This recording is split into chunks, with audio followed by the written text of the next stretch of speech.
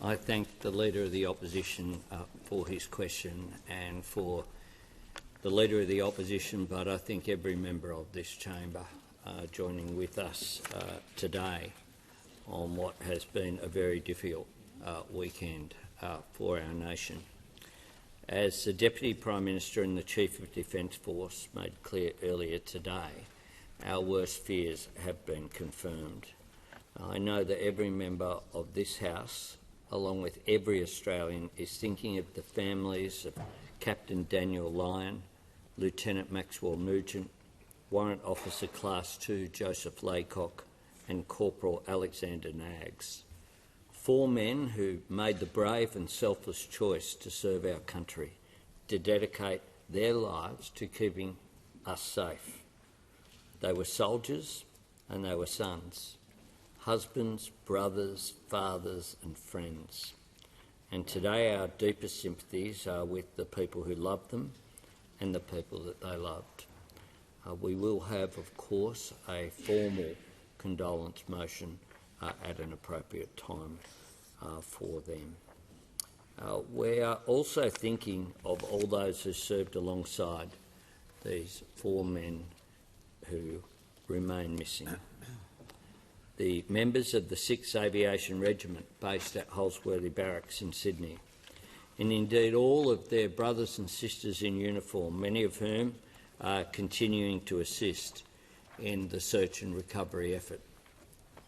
I know the House will want to join me in acknowledging the vital support that Canada and the United States of America are providing to the efforts of the Australian Army, Navy and Air Force, as well as the civilian authorities led by the Queensland Police Service and the Australian Maritime Safety Authority.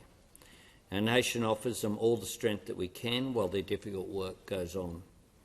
It is important for us to recognise that this will be a very hard time for many serving members and their families, as well as veterans.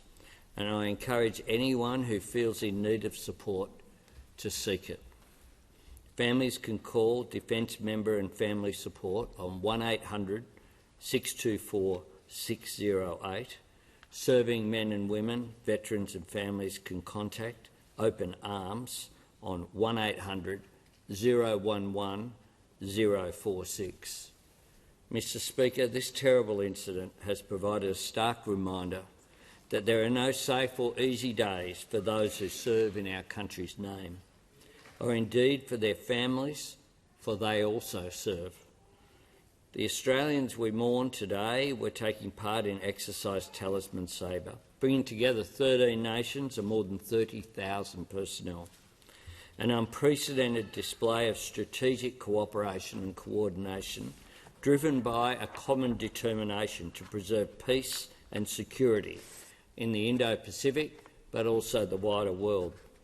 This was the noble ideal that these 4 Australians volunteered to serve, uphold and defend. Mr Speaker, all Australians owe a debt to the brave men and women who wear our uniform, citizens who risk their lives in order to protect our way of life. On behalf of our nation, we offer our sympathies and condolences to the families, friends and colleagues of those who Australia has lost. We mourn them, we will remember them, lest we forget.